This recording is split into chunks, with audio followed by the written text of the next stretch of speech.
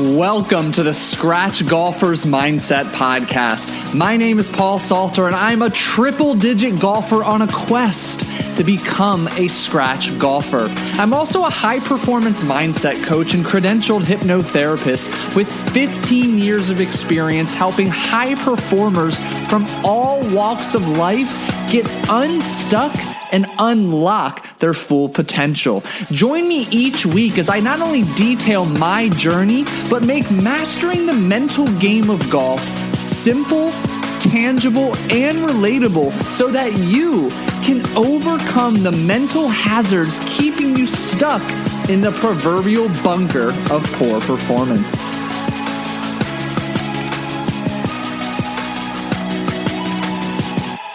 Hey, fellow golfer. Welcome back to another episode of the Scratch Golfer's Mindset Podcast. I'm your host, Paul Salter, the golf hypnotherapist, and today's guest comes highly recommended to me from multiple people, from clients, from friends, from fellow guests on this podcast. I have the pleasure today of introducing you to Jim Waldron, a nationally acclaimed golf teaching professional, mental game coach, author, and lecturer, best known for his pioneering research on the mind-body connection approach to learning and teaching golf.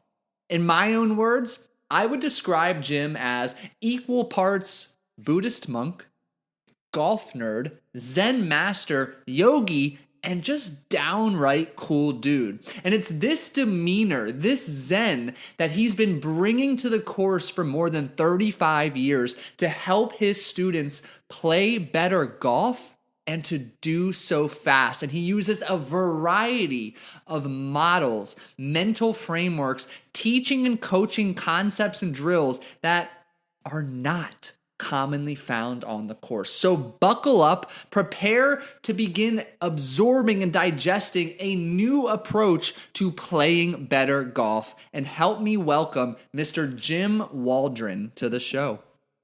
Jim Waldron, thank you so much for tuning in and joining us for an episode of the Scratch Golfer's Mindset Podcast. How are you today? I'm great. Thanks you for having me, Paul. Looking forward to it.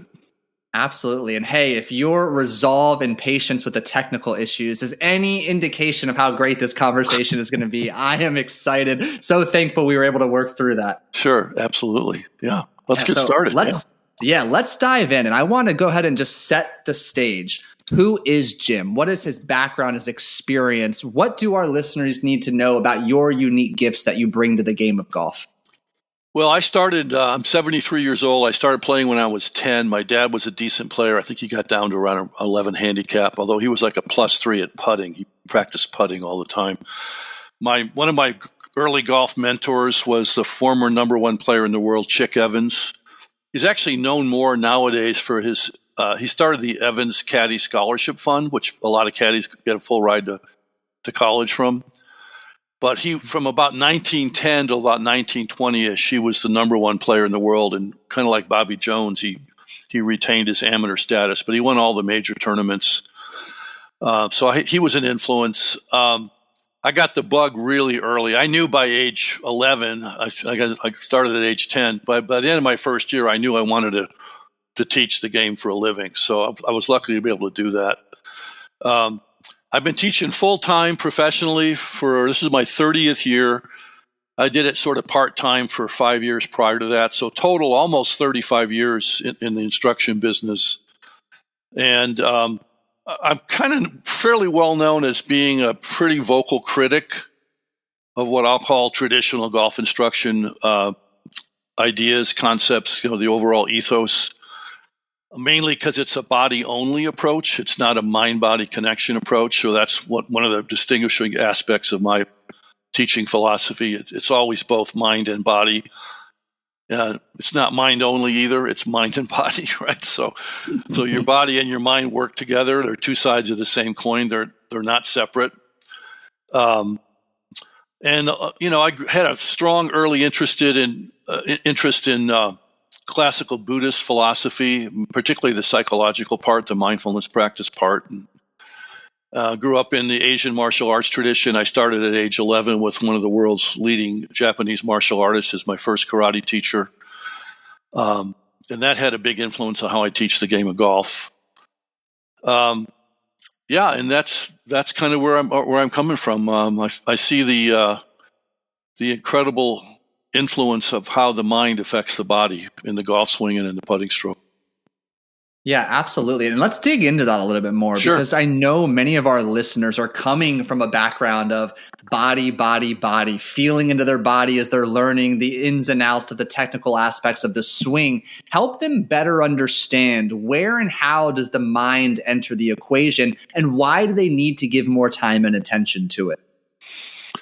Well, you mean, that's a huge topic. That could be like 10 podcasts easily, but I'll give you the short version. So it comes down to, in Western society, starting with the Greeks 2,500 years ago, there's a belief, and if you grew up in a Western society, you were conditioned to have this belief because you're a member of the society. So starting in childhood, you were conditioned to believe that mind and body are two separate things, right? And in philosophy, that fallacy is called mind-body dualism. Now, we know from today, from modern neuroscience, although the ancient Buddhist tradition, which is also 2,500 years old, agrees with modern neuroscience that mind and body are two sides of the same coin. When you change your consciousness or your psychological state in any way, instantly your body physiology also changes. Or if you start with the level of the body, when you change how your body moves, it affects your psychological state, including your emotions and your ability to focus. And I think the flip side of that would be the way golf instruction evolved as a coaching philosophy, especially, in the West in general, but especially in the game of golf. There's this strong belief, which is false, is provably false, that your conscious mind can create a new movement pattern just through thinking. And not only that it can create a new movement pattern through thought, it can create that new movement pattern that might take place in a tiny fraction of a second at a certain point in the swing using visual imagery or language, meaning what we call the three sensory channels, which are kinesthetic or feel channel, internal visual channel where you're seeing a visual image, or internal auditory where you're talking to yourself, or in this case, talking to your body or talking to a part of your body. And so that created the phenomena we have today, which is almost all amateur golfers believe that in order to play golf, you have to think about what your swing is doing or direct what your body is doing during the swing using visual images or using language. And that's what I came up with this term 35 years ago, contamination. And that is a thing now. Almost all amateur golfers think it's quote unquote normal to be what I would call contaminated, right? Trying to use conscious mind thinking to somehow direct your body to do a movement pattern that can take place in a tiny fraction of a second. It's just not true. That's not the way it works. So what's the antidote to that contamination? Because this is right up my alley. There's so many. You're right. This is 10 podcast episodes in one. But give us an insight into your approach to begin crafting or providing the antidote to that contamination. Well, I think the first step is to first, when I'm working with a new student on decontaminating him or her, they have to buy into what I just said, that there's truth to it. And so, I could recite the motor learning research on this, but you can actually get a PhD in motor learning. But the concepts of closed loop versus open loop and what reaction time studies, which started back in the 1850s, right, that long ago, literally middle of the 19th century, we know there's a body of research in Western science as to how much the conscious mind can direct new movement pattern changes in the body when the body, in any athletic motion, when the body's moving very fast at high rates of speed in short intervals of time from start to finish, what's called ballistic motion, right? When you're doing a ballistic type motion in any sport, the evidence is overwhelmingly clear. You cannot make the body do what you want it to do strictly by starting with conscious mind and thought.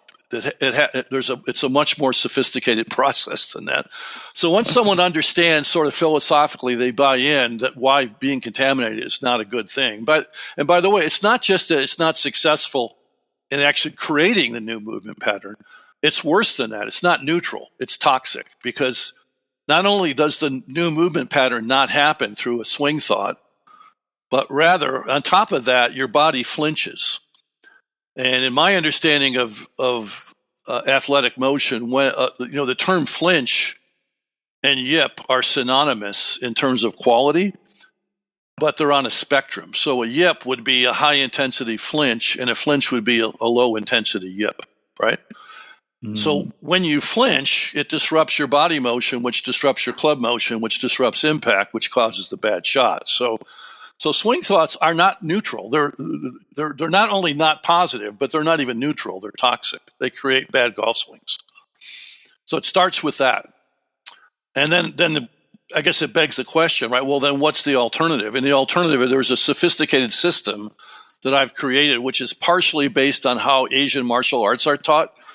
And I'll just give you the main highlights for a minute or two. But one of the rules is you don't do any movement pattern training over a ball using a golf ball. More on that in a minute. And the other is you do the movement pattern training in slow motion, because your conscious mind only has the ability to get your body to do the new movement pattern when you're moving slowly.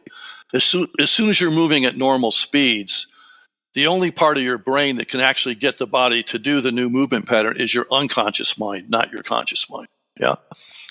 Yeah. So, this reminds me, I'm going to go on a tangent, but I promise I'll bring it back. So I have not nearly the background of you in martial arts, but I have 3 years of very consistent Krav Maga experience. And I had an incredible instructor, and what drew me to him, being, a collegiate level, university level teacher myself, as well as a coach for 15 years, was his teaching style. And literally describing, similar to what you shared, is how much time and repetition we spent in slow motion. And we would drill it under stressful situations, of course. So I want to hear more about both aspects you describe, because I've seen the benefit in my life away from the golf course. And to be frank, I haven't even thought to include it consistently as an option for training. So first, let's dig into no golf ball training. Why? Help me understand. Well, I'll give you an analogy. So imagine you were taking your martial arts instruction, and you were a beginner, and it was your first day in the studio, in the dojo, and you took it and you told your coach, I'm taking this training because I have a bully in my neighborhood. Let's say you're like a high school kid, like a 14-year-old kid in high school, and there's a bully that's been harassing you and your friends, and you want to learn self-defense. And you took a class, your first class, and the first class was about, which it typically is. My first class, I can vividly recall, we were taught how to form a fist, right? And how to stand. And just real simple stuff. But let's say the coach explained to you, okay, we're going to do some slow motion, punching in a mirror, and here's the checkpoints. But it's going to take some time. It's going to take some reps. Maybe it might take you 6 weeks, 8 weeks, 10 weeks of reps to be halfway decent at punching at full speed, because it takes time, right? And you kind of dismiss that. Which, if you were a typical golfer, you would. If you were a typical golfer, you would just go, I don't think the coach knows what the hell he's talking about, right? And then on the way home, if you leave the karate studio and on the walk home, you get assaulted by the bully again. And you're starting to think when the fight starts, what did the coach say again? What's the checkpoints for a proper reverse punch? You get your ass kicked instantly. Yeah. Because when you're thinking about the mechanics of how to do it, you can't do it fast. And you have to do it fast, along with proper form, to be successful, right? Yeah. Does that make sense? It totally does. Yeah. Because yeah, we fall back to our level of training, our knowledge. You're right, which is stored in the unconscious mind at those ballistic speeds or the higher speed repetitions. Side note, my first move learned in my Krav Maga was a groin kick, but I digress. Okay. Yeah. That's just how we started. But so talk me through. Like I'm understanding, I'm picking up what you're sharing here on the slow motion aspect. How do we then begin to practically integrate slow motion swing training into our practice and training regimen? Well, first of all, you have to have enough time in your lifestyle to commit to making a swing change, which means in my system, you need at least 20 minutes of home practice. That's mainly slow motion mirror work, looking at your reflection in the mirror. Okay, the mirror, yep. Yeah.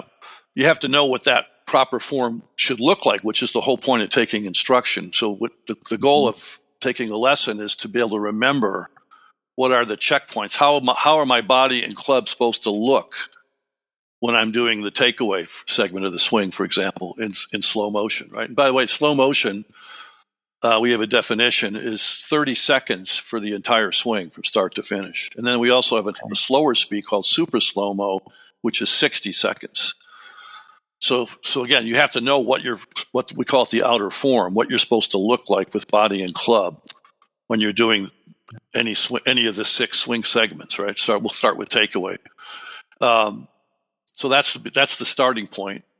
The reason why you don't want to use a ball, obviously, slow motion and ball sort of are incompatible on the face of it. But even at full speed, eventually you're going to go to the range. You're going to work on what I call dynamics, which is a different part of the brain. Learning mechanics should only be done.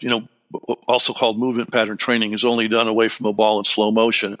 But there are things you can't do in slow motion, which Hogan and I call dynamics, which is balance, rhythm, tempo, release timing, a few other things.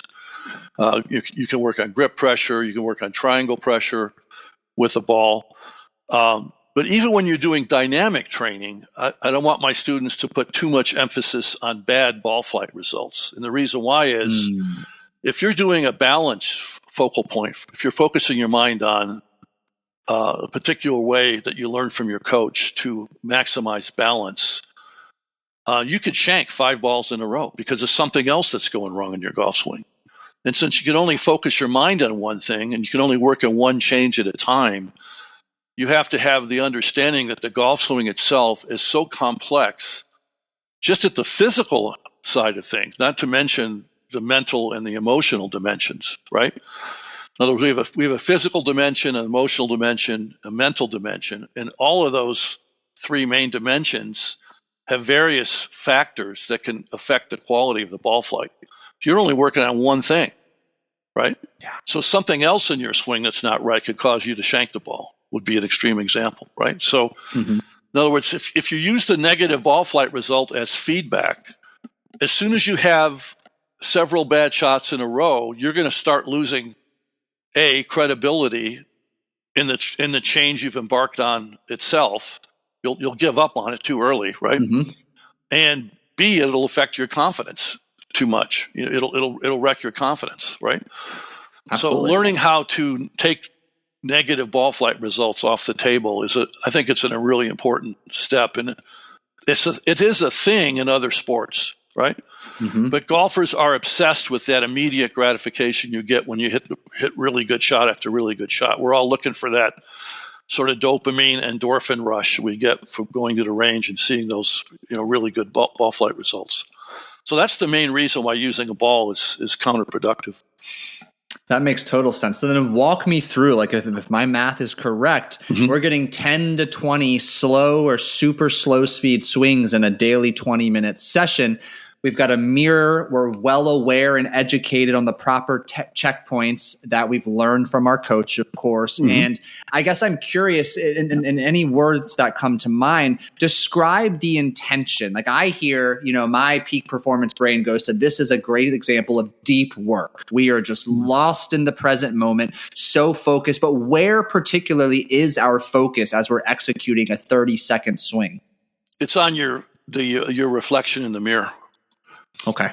Yeah, in the first step. I'm giving you the simple version. It's a little bit more complex than we wouldn't even have time in an hour podcast to go over all the steps. But the first step is to verify that you're actually doing the proper movement pattern that you're working on, right? Yep. When you can do it pretty well without a lot of effort, when you what I would call, say, semi-mastery, even though it's semi-mastery at slow motion, not full speed yet. But when you can do it pretty easily in slow-mo, then you would close your eyes. Then you would go into what we call kinesthetic awareness or field channel awareness. So now you would ask yourself, when my body is doing this slow motion takeaway, for example, what does it feel like? So you do say maybe 5 or 6 reps in a row at slow motion speed. Remember, this is just a segment of the swing, not the entire swing. So we're talking about 7 seconds, 6 seconds, something like that, to do your takeaway in slow-mo. So you do say, 5 or 6 of those in a row, and you're verifying, because you can see your eyes are open, that you're doing it correctly. Then you would close your eyes and do it, and you would ask yourself while you're doing it, what does this feel like? You would be in field channel, noticing sensations. Then you would hold your position at the end of takeaway, open your eyes, make sure you're in the proper position at the end of takeaway, which you may not be. If you're not, then you have to go back to doing a few more eyes open, right? But let's assume, which is mostly the case, that you did it correctly. You finished the takeaway and you're in the perfect position with body and club. And then you would ask yourself, well, what did that just feel like?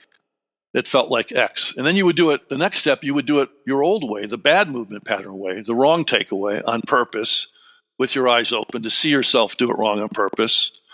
And then you would do the same thing. You would close your eyes and you would do it wrong, the old way, the old wrong way on purpose. Mm-hmm. Ask yourself, what does that feel like? Well, that feels like Y, right? And then the next step, you would go back and forth between doing it wrong on purpose, doing it right on purpose to deepen the recognition. So we're imprinting into memory the difference, the precise difference in feel between the old bad move and the new correct move. Yeah. So well said, and I love that approach. Like, I mean, I know if you could see me now, my mind is moving 100,000 miles an hour right now. This is incredibly fascinating. I'm already picturing myself in front of my mirror over there in my living room, and I love how you described the intention behind contrasting what it feels like when it's correct versus what the old, outdated, counterproductive pattern is. I think that's huge because for me, I also hear an opportunity to then self-correct, self-coach, and diagnose during practice sessions. Or even out there on the course when you recognize something isn't quite right. Yeah, the idea that you can learn the swing from someone else is a huge fallacy. All actual effective coaching is geared toward helping the student be his own coach.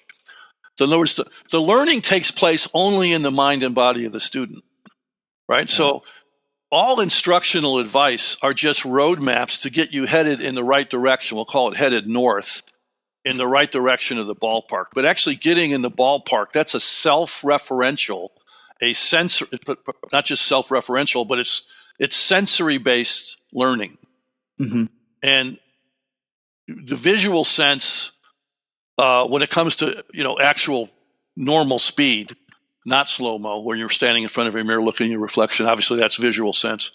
But you have to get to the point where you can feel when you are moving at normal speeds what your body parts are actually doing and recognizing whether the body parts match the model swing that you're learning from your coach or are failing to match the model. So eventually that's the part where it takes it to a higher level when you switch from visual learning to feel-based learning, right? And part of that is you have to tape yourself using your phone camera. I always recommend maybe, if you were going to go to the range and do dynamic practice, but you want to kind of to see how much the new movement pattern, the slow motion pattern, is transferring over to full speed. Maybe every 15th or 20th swing, you could tape it. And then when you go home later that night, you could play it back in slow-mo and say, oh, look, my takeaway is now it looks like when I'm moving in slow motion in front of the mirror, even though I'm moving at full speed using a golf ball, right? You're verifying. And that's because your field channel in the early days will lie to you. It won't lie to the extent your visual and auditory channels will, because basically your visual, this is a big one for your audience if they can grasp it, Your visual and your auditory sensory channels do not have any capability of providing accurate, objective feedback as to what your body is doing. Because in the case of the visual channel, if you're trying to picture what your body's doing, you just created a hallucination or a fantasy. If you're using your auditory or your voice channel to talk to your body parts, you're not paying attention to your body, and the body parts aren't listening. You're hearing a voice in your head, right? In other words, the phrase "keep my left arm straight" has no actual impact on whether your arm is straight or not straight, right? Does that make sense? It does. In other words, you don't have any way of knowing what your left arm is doing if you're talking using words in your head about your left arm. You're not paying attention to your left arm. You're paying attention to a voice in your head. Sounds kind of obvious when I make it that blunt, right? But most people don't know that. Most people think if I'm picturing my body, then my body's doing that thing. Or if I'm talking to my body part, then my body part's probably doing that thing. It's not. The only way you can know with objective accuracy what your body is doing is to be in field channel awareness in the first place. But again, that has to be trained. That's why you use video, to make sure that over time, what you're feeling will eventually match what the video record shows on the video, right? Correct. That was so well said, and it addressed kind of what my next point. What is the answer solution there? So that's brilliant. And building off of that, slight transition, but you've already alluded to it. Yeah. What do most golfers get wrong in their understanding of and their attempt to overcome the yips? What are the yips, and where do we go? Well, that's a big deal. I work with people with yips from all over the world every day. It's the bulk of my practice for the last decade or so. The yips is the old school term. It's a serious psychosomatic disorder. The new term is neuropsychological disorder. It's not neurological, which would be essential tremors or, say, Parkinson's disease, but it looks kind of like essential tremors or Parkinson's in that one or more muscles instantly tighten up or spasm even, right? So there's a jolt of physical tension in one or more body parts that disrupts your body, therefore your club motion, therefore impact. It's quite common in all sports. It's more common in golf than any other sport for sure. Although surgeons can get it, like dentists can get it, doctors can get it, musicians can get it, actors, comedians can get it, which affects their performance. So in other words, it's a mind-body connection disorder that's triggered by very powerful negative emotions. And the way I explain it, the best analogy is it's a bomb that goes off in your mind and especially in your body. And the bomb has two parts, which are the negative emotions, which are the explosive material, and then the switch. If you don't press the switch, the bomb doesn't go off, right? So in the system I developed for curing the yips, which is very, very effective, I have a close to 100% cure rate for people who work with me in person for at least 1 to 3 days. And my online cure rate is 94% for the remote program. But I teach people how to have more control over their ability to focus their awareness and their attention. So once you recognize what your triggers are and you have a measure of control over your attention, if you don't if you don't press the switch, if you don't press the trigger, the bomb doesn't go off, right? So in the short term, I teach people how to be better at the skill of focused attention. In the long term, I do basically heavy-duty psychotherapy with the students so that they can learn to better manage those powerful negative emotions that comprise the explosive material in the first place. And, the big one for that is this applies to some degree, to all neurosis, especially all psychosomatic type of syndromes or disorders, which is when you link your sense of personal identity, especially for an athlete or a musician or a actor or comedian, when you have too much linkage of your ego to successful outcome, or even more commonly fear of a catastrophic failure, right? That's the main explosive material in the yip bomb. So learning how to be better at separating it, decoupling your sense of self-esteem, self-worth from outcome of the shot and score is a big part of the program for yips cure. And I'm so grateful you shared and expanded upon that, because I wholeheartedly agree. It is an emotional-based, a mind-based challenge at the core. The fear is a predominant emotional energy that spreads, creates the tension, the tightness. And I'm thrilled to hear you say that. And for those of you listening, there is a detailed article on all things yips that'll expand upon what Jim has shared below in the show notes. That fear of success, the fear of catastrophic failure, how do you help these individuals who come to you presenting with this yips challenge begin to diffuse those triggers so they can develop that focused attention and awareness?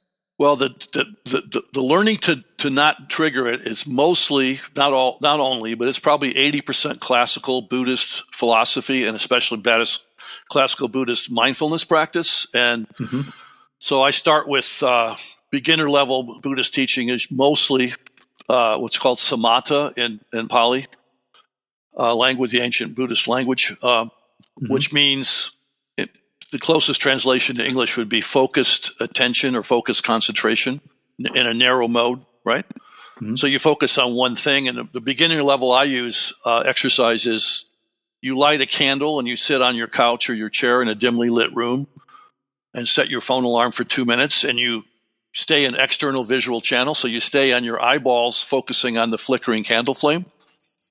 And the goal is to have, by the time the 2 minutes is up, is to not have your mind go internal. Now, that's easy to say and really hard to do for most people, because normal human consciousness, when someone has free time and they're not forced to focus for, say, work, the normal tendency for almost all human beings is to go internal and to do what in psychotherapy is called rumination, right?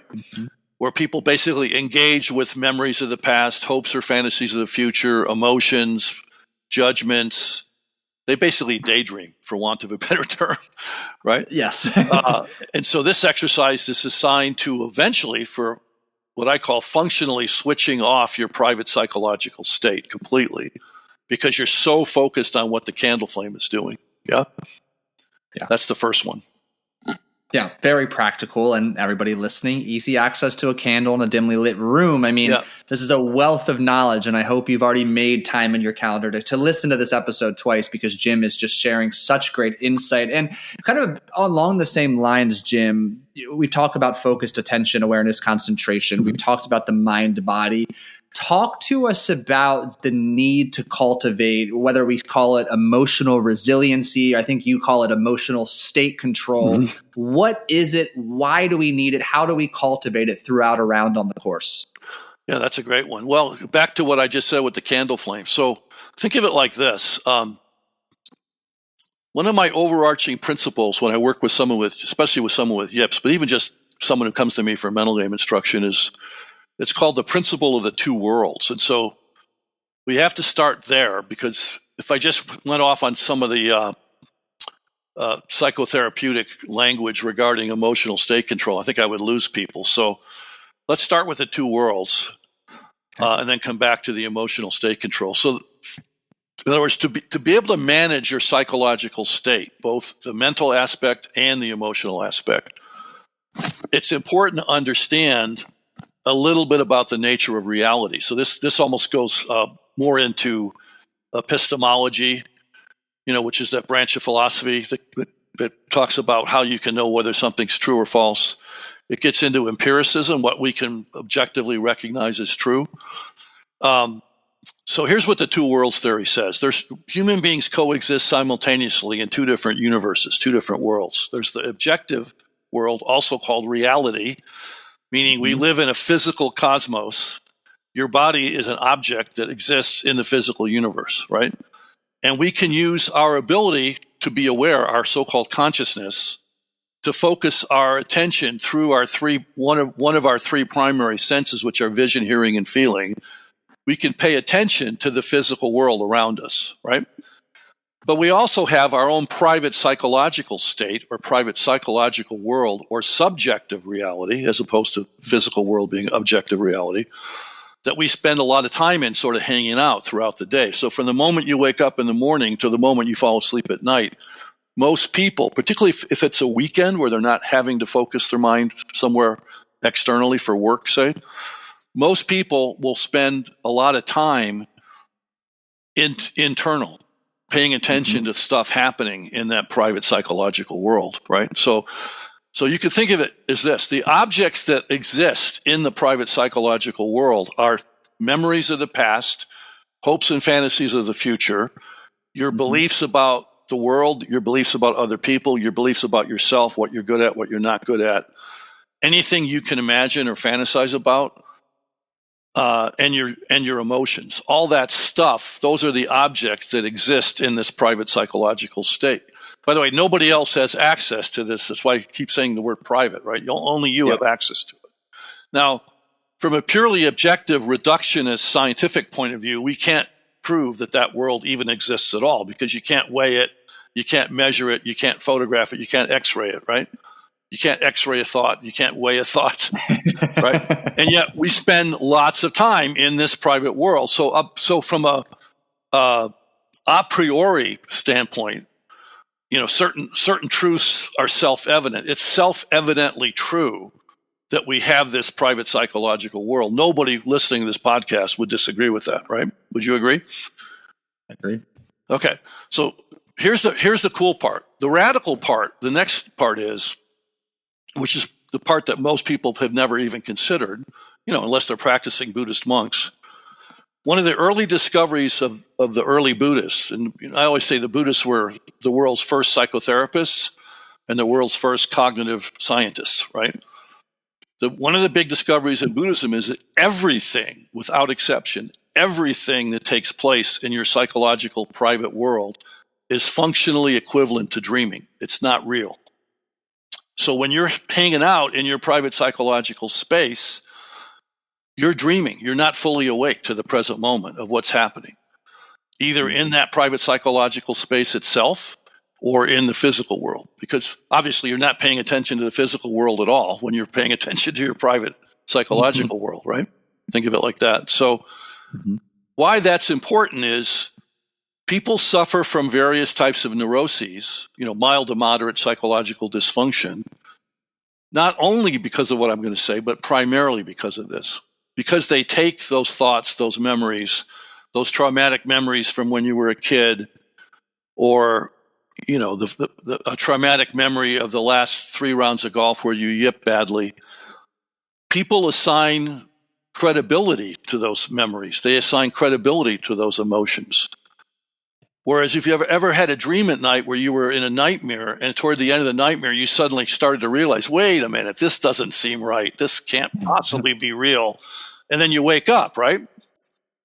Well, that waking up is the whole point of Buddhist practice, right? To realize that, yeah, I'm neurotic and I'm having all these psychological issues. I'm suffering psychologically because I assign credibility to the memories, to the thoughts, to the beliefs I formed about myself, when in fact, they're just ephemeral thoughts that enter and leave, or emotions that enter and leave.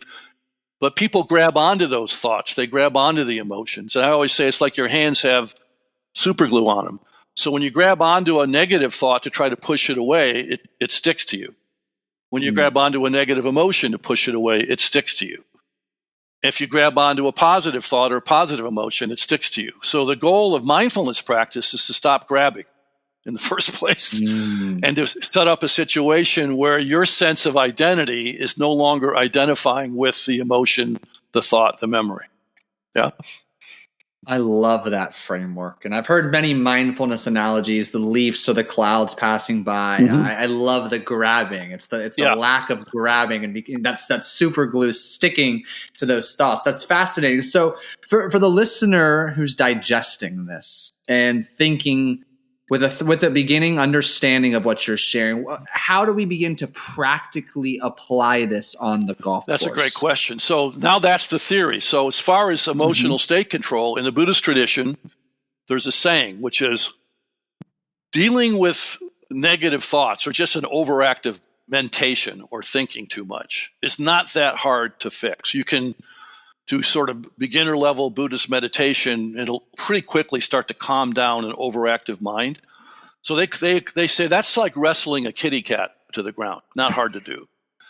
But dealing with powerful negative emotions is like trying to wrestle a full-grown Bengal tiger to the ground. It's much more difficult. So in the Buddhist tradition, you don't start with dealing with powerful negative emotions. You start with the mentation side, dealing with an overactive mind first, right?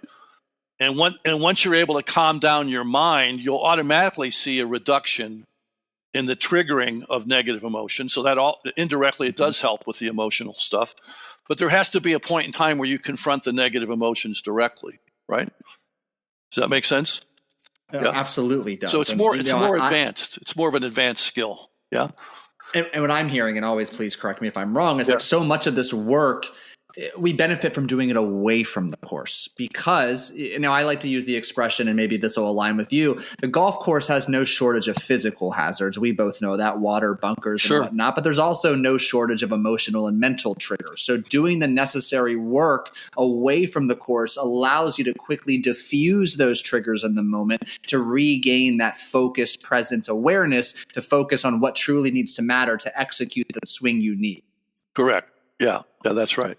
Well, just being better at controlling the mental side, your so-called mental center, instead of trying to tackle the emotional center directly, indirectly over time, your emotions calm down. From having a calmer mind, the emotional side of your personality will also calm down.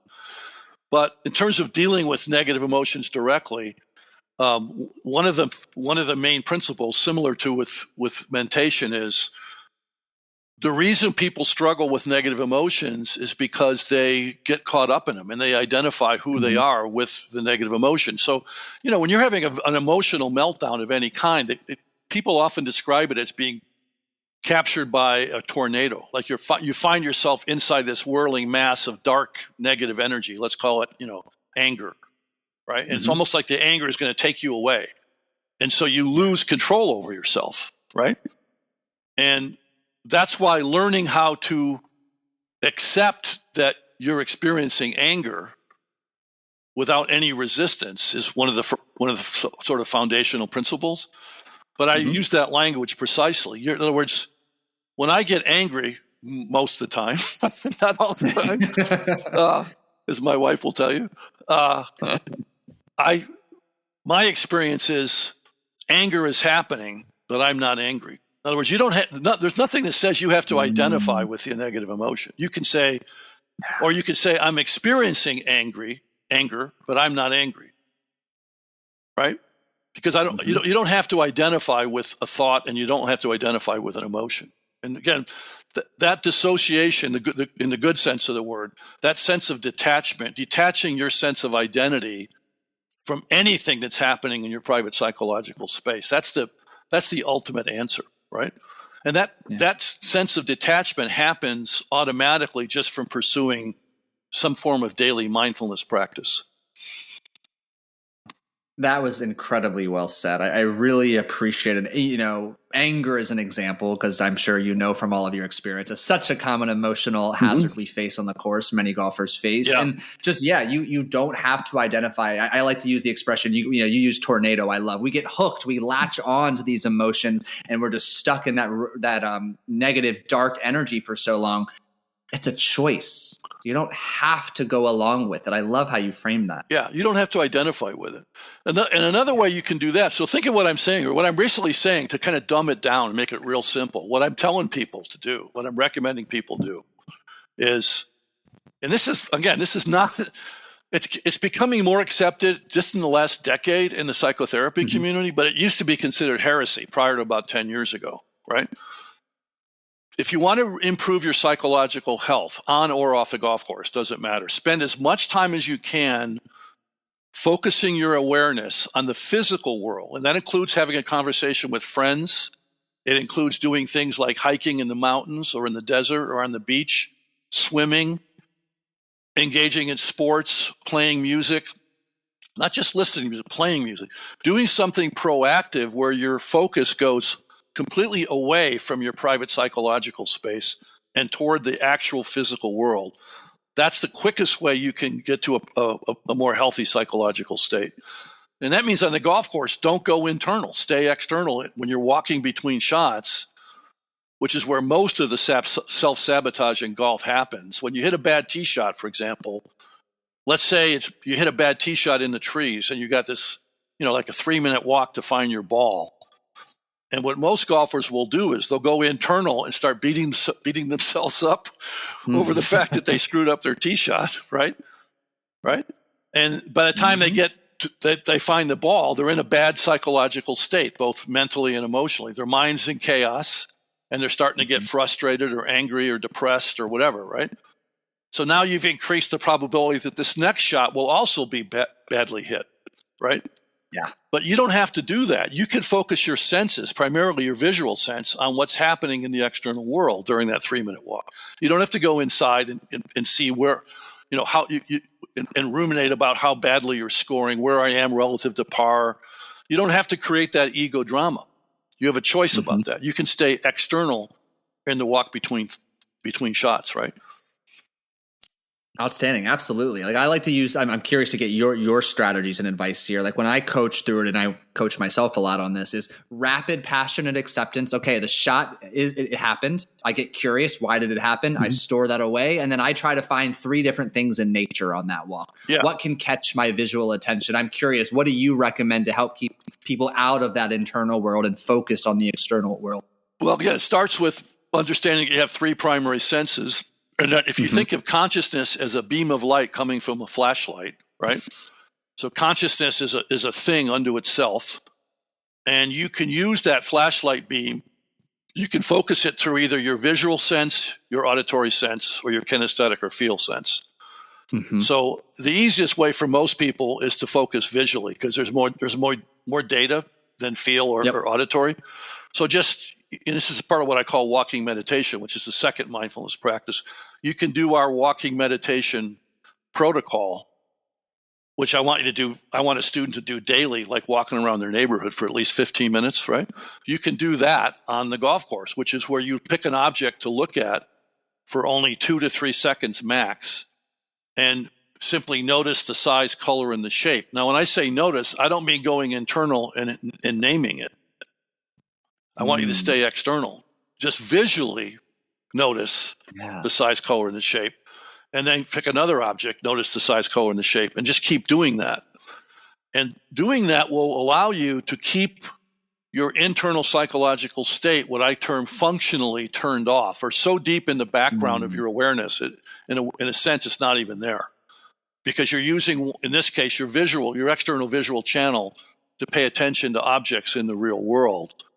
So you're going to be in a much better psychological state when you find your ball to begin your pre-shot routine for the next shot. That is a great upgrade that I am going to put into practice. Thank you for that. Yeah, sure. I think there's a real great opportunity there. It's one thing to go list those attributes of what you see in the external world, but make sure you don't bring them into your internal world. I really like that subtle upgrade there.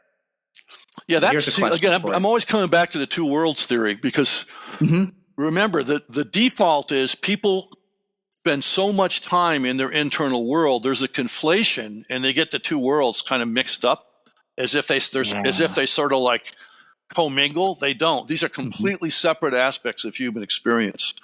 You're either external or you're internal. There's no mixture. You can't be half in one, half in the other, right? Does that make sense?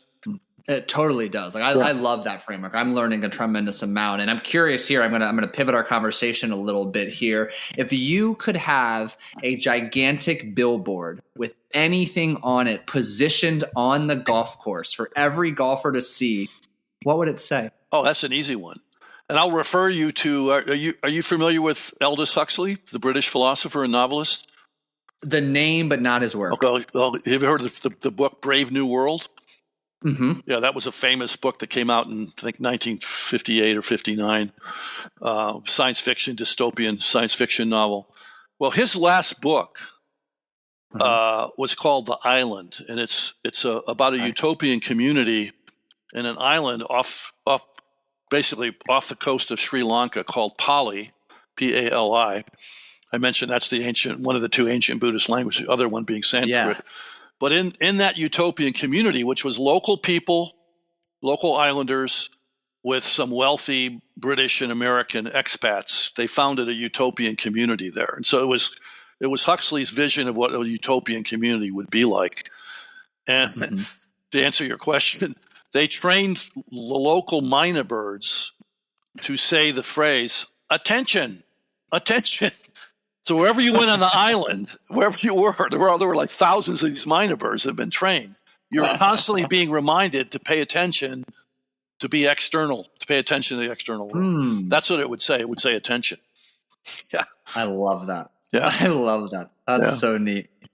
Jim, this has been incredible, and I'm going to have you back on because I have learned a tremendous amount, and I want to pick your brain and learn from ours. But I'm curious, if you could leave our audience, who again is aspiring to move the needle and play to their potential, with one thought or action that's truly going to be a catalyst in their overall performance, what would you leave them with? Are you talking mental game or are you talking physical skill? Let's go mental game. I think it would just be the idea, again, of paying attention. Just start with that. Attention also has a built-in implicit premise, which is that you're paying attention to something. And again, so wherever you're shining the light of your attention, so again, attention is the flashlight beam, right? Yep. It's either going to be internal or external. And one of the foundational principles of Buddhist philosophy and practice is, well, there's two aspects of the same principle. The first principle is something is happening right now in the present moment. Both external world, something's happening, and also internal world, something's happening.